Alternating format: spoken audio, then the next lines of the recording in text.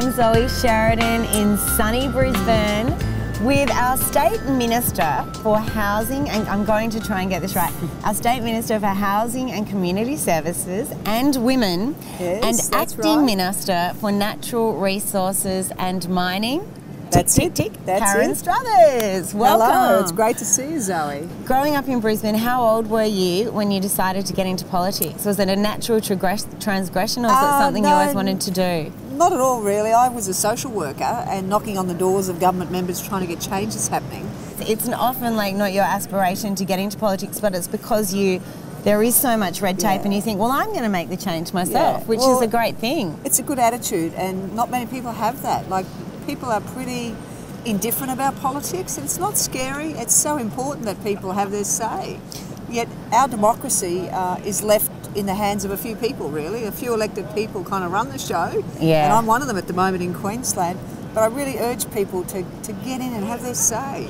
And what's the big issues with the women's services at the moment? Because I know there's been a lot of talk about maternity leave. And why is it that it hasn't come about? I mean, there's a lot of talk about it. Is it just because of the budget and how much money it'll be? Is it because companies don't want to pay for the women because it will come out of their the company's profits? Yeah. I guess. It's a big issue because it is a big cost impost. So there's been a lot of debate for a long time about does industry pay, does the taxpayer, even those not working pay, and other, so it's been a big debate.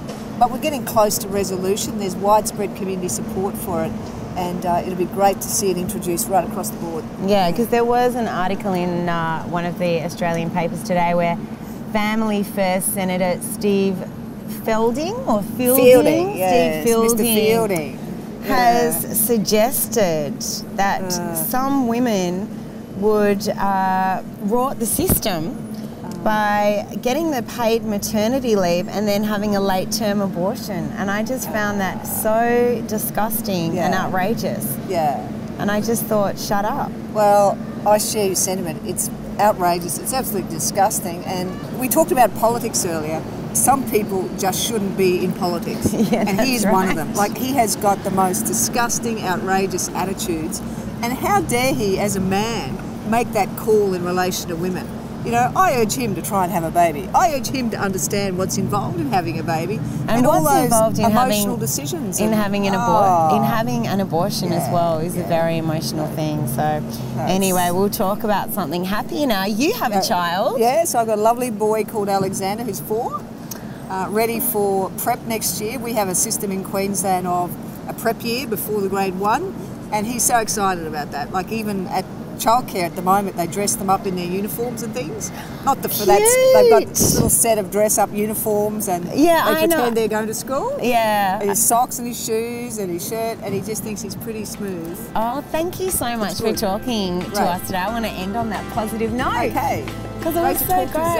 Oh, thanks for coming. Thanks for having me. Thanks everybody. for coming on the couch. Thanks, Karen. I should have worn my pink hat.